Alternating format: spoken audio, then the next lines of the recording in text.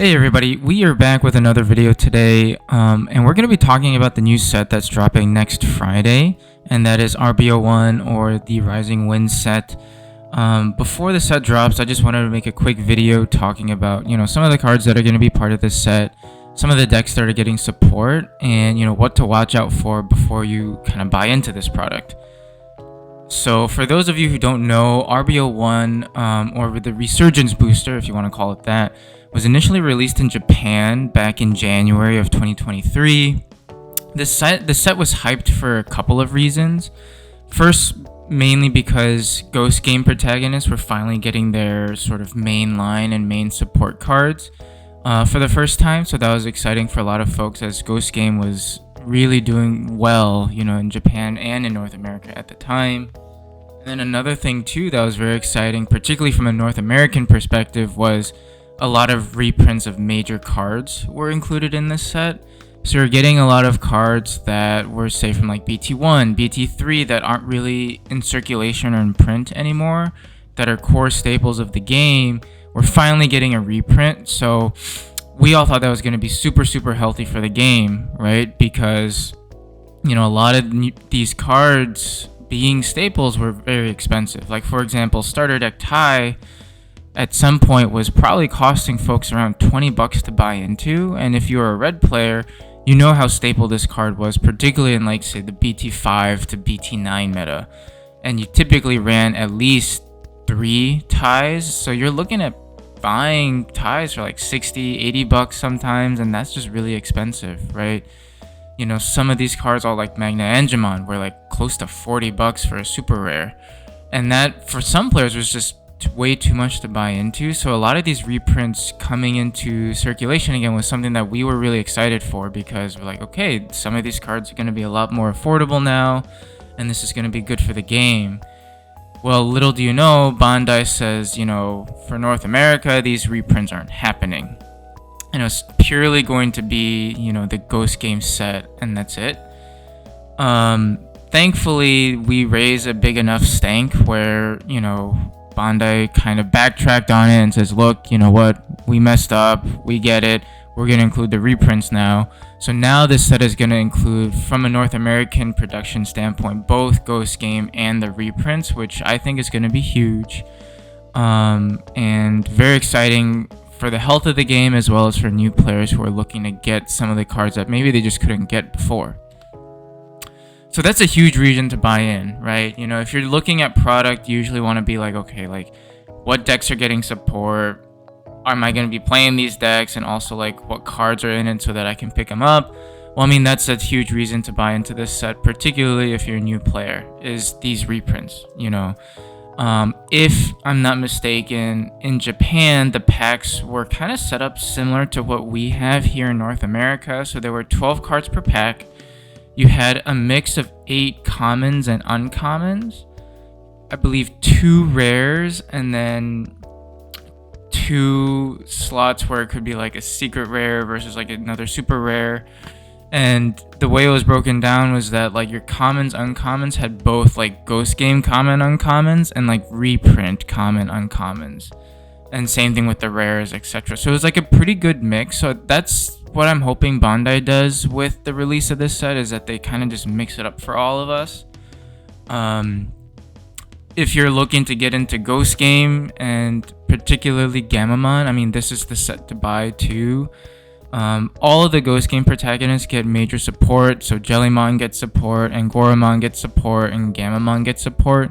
But I think arguably Gamamon gets probably the best support out of the 3 in this set.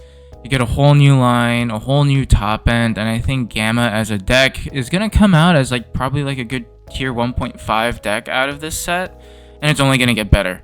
So if you're looking to kind of play Gamma, not just for this set, but in sets moving forward, this might be a good time, this might be a good set to buy into. And then lastly, the block system is something that you folks will notice. So if you look at these cards right here, you'll see that under the RB-01 sort of serial, where they have the card number, you have that diamond shape that has 02 next to it. So all the reprints will also have this card or this number as well. And the thought is, it hasn't been confirmed yet, but the thought is that Bandai may be moving to a set rotation at some point, and that's going to be like, okay, well, cards that have blocks 1 and 2 are usable, and cards that don't have a block number aren't usable, right? So that's something that's been floated around and rumored to be in the works. Again, we don't have any confirmation on it, but it is something to keep in mind, right? Where you say, okay, well, these staple cards are coming out and possibly for a reason. Let's get them now, because your old, say like old TKs without a block, or old like Tai Kamiyas without a block number, you can't really use them moving forward. So that might also be something to just keep in mind and keep on your radar.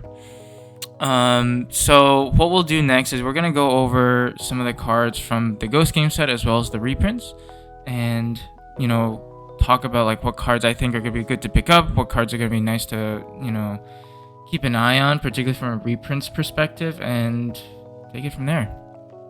Alright, so here we're looking at all the cards that are going to be part of just the Ghost Game set. So you have your eggs here, so like Gurimon is your draw engine for Gamma, and then we've got Puyoyomon, which is a very similar trashing mechanism for Jellymon's sort of mantra, and then Bosamon with your suspended, unsuspended stuff from getting DP buffs.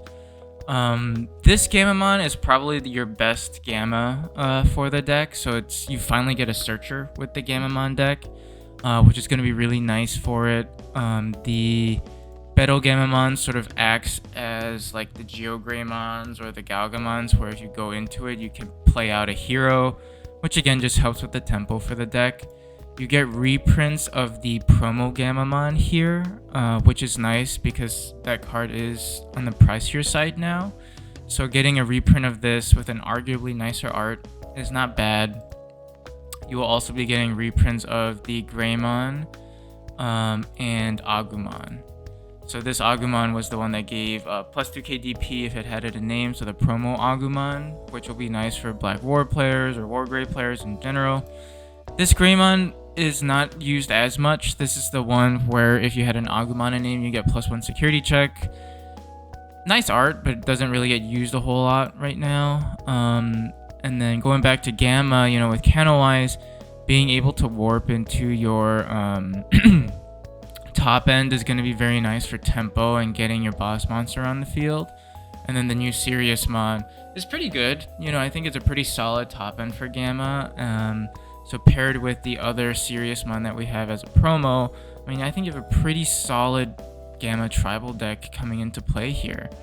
Looking at Jellymon, you don't get a whole lot of like groundbreaking support. You know, I think you get a lot of pretty standard Jelly support where it's like you trash from hand, you're kind of playing off of your Kyoshiros, and you're trying to get into Amphimon, which is an interesting top end. I think Jellymon Tribal right now as a deck is fun. I wouldn't necessarily call it the strongest deck, but I think Amphimon as a top end can be interesting in decks other than Jellymon. You know, I think if you can sprinkle it into some blue decks here and there, I think it's an interesting tech. But I think it just needs a little bit more support to like really put it out there. You do get a couple pieces for Poop deck with a new Numemon, a new Manzemon, and then a new Sheen Manzemon. All are pretty interesting support pieces for Poop as a mechanic. So interesting support there for all you Poop players. Like I said, Angoramon, I'm not gonna sit here and say I'm an Angoramon expert. I'm not well versed in it, but I do think from looking at some of the cards, like it's an interesting mechanic. I think it can do some things. It just probably needs a little bit more work, a little bit more support moving forward. Your Espimons are kind of nice support pieces for cyborgs in general, and I think Machine can kind of utilize some of these pieces pretty nicely. Regulus and Galus Gammamon, I mean, I think again are nice pieces for Gamma again, with Arcturusmon leading you into Proximamon as like your ultimate top end. So like I said, Gamma is eating really well with this set, and you can really do a whole lot now with Gammamon. Before, I think it was a little clunky. didn't have the support it really needed to do well, and now I think with this set, it's really, I think, completed the deck. So I think now if you're a Gamamon player, you're really excited, you're really happy. And to round it out with the Ghost Game stuff, you've got all your tamers here to kind of help with their stereotypical like engine, right? Hero lets you place a Gamma under your stack, which is exactly what Gamamon wants to do. Kiyoshiro is more about draw power and gaining memory. And then Ruli lets you sort of just turbo into your top end, which is a typical green mechanic here. So I think overall pretty solid Ghost Game set. I think it's a good start for a lot of these Protag characters and really gives them all a foundation to keep moving forward with.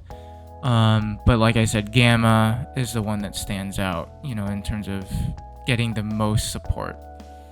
And moving on to the reprints. So these are all the cards that are getting reprinted from RB-01.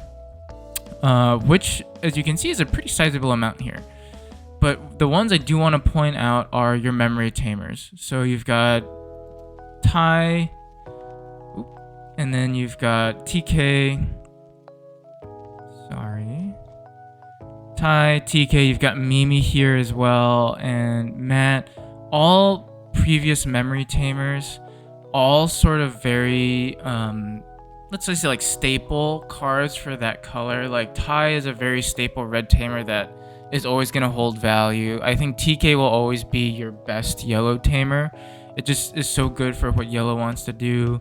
Mimi helps with like the Bloom Quartz and any sort of green matchup. Matt's pretty helpful in some purple decks. So I think having these reprints of tamers like Hari and Izzy as well is going to be just super helpful for the game. Seeing cards like Gabumon is a very staple purple rookie right now. Demi-Meramon is a staple purple egg that's going to be nice to have reprinted. Upamon is seeing less play now as blue players are turning towards like Wanyamon instead. But I mean, Upa used to be that like core blue egg that you kind of wanted to see. So having this as reprint is also helpful. Magna Angemon is something that I'm personally looking forward to having reprinted, just because I don't have any. I have my second anniversary one, but I'd rather keep that nice and sealed. So I'm waiting to get my playset of Magna Angemons from this set, and I'm hoping to get it. Just because I wasn't willing to pay $30-$40 each for a Magna Angemon back in the day. Now it's a little bit more affordable at like $13-$14, but if I can pull them from these sets, then I'd much rather do that. But then otherwise, you're looking at pretty good staple cards that, we'll always see play. Like Chumon will always see play. Lilithmon has come back into play a lot recently. So I think that's going to be nice to have reprinted, because she's still a very, very good purple top end. Blinding Ray and Jack Raid, again, are kind of staple option cards for memory gain. This Koromon is huge, I think, for Wargrave players and such, moving into BT14 and EX5. Blitz Omni being reprinted was nice. Really brought the card down in price from like a staple $10, $12 card down to about $4 now. Zort Defeat also will be nice to have reprinted. We've had several Zort Defeat reprints of late, particularly with EX4 and the sort of pulled card there, but I think getting Zord Defeat as a reprint doesn't hurt at all. Diaboro support always is welcome. We're always hearing rumors of Diaboromon support coming in the future, so having reprints of some of the core Diaboro pieces, particularly this promo Caramon, is going to be nice. And then you get your memory boost reprints as well, which your only way to get these cards was through the starter decks, which kind of bumped the price up a little bit. So now being able to access these boosts is going to be nice. Of note, there will be different types of product releasing for RB1. So you're going to get your typical booster box. You're going to get, I believe, a gift set similar to what we had with like all the EX sets. So like you have like your adventure set, right, for EX2, you're gonna get something very similar to that, where you're gonna have a reprint of Holy Flame or Kaiser Nail, which is an NA exclusive, and then you're gonna get some booster packs, and then you're also getting an alt art memory boost, which I don't believe they have the art here, but they're really nice alt arts for the memory boosts. And that's the only way you're gonna get them. You're not gonna get them within the box itself. So that's one product, and then I believe, if I'm not mistaken, you're also gonna get like another premium pack set, which is something that we haven't seen since like the first start of the game, where you have like 4 booster packs and a promo card. I'm not sure if that's confirmed. I think they were doing that before, but then with how they switched the release of the set, I don't know if that's still a thing or not. But either way, there's gonna be like multiple product pieces for the set itself, along with just like the boosters. So keep an eye out for all that. I think this is a nice set to at least crack maybe one box if you can. But I do think singles are also going to be quite plentiful if people are going to be opening a lot of boxes, and that's going to be also a good way to get some of these cards. If you're looking mainly just for your Ghost Game stuff, you probably will get everything that you need, at least from a bulk perspective, with one box, and you can honestly probably wait for singles at that point. But I think if you're looking to get a lot of these reprints, you know, this set is the way to go, and I think this set's going to be a fun set to pull. I'm interested to see what the ratios are going to be like, and how Bandai handles that, because that will really, I think, dictate how expensive some of these reprints are actually going to be. So keep an eye out. You know, I think within the first week, the market's going to settle for some of these cards, and it'll be a nice sort of up and down game until things really settle down. So keep an eye out on pull ratios. Keep an eye out on the prices of these cards moving forward. I definitely would not pre-order anything. Pre-sale prices are always going to be super inflated, so please just don't buy the pre-sales. Wait until the set comes out. Let the market settle a little bit. Wait to see what the pull rates are like, and then sort of buy into it. But yeah, this was just a quick video for this new set. Comment down below letting me know like what you're looking forward to, what you guys are hoping to get out of this set, and what you guys thought. So without further ado, you know, thanks for watching, and we'll see you on the next one. Bye guys.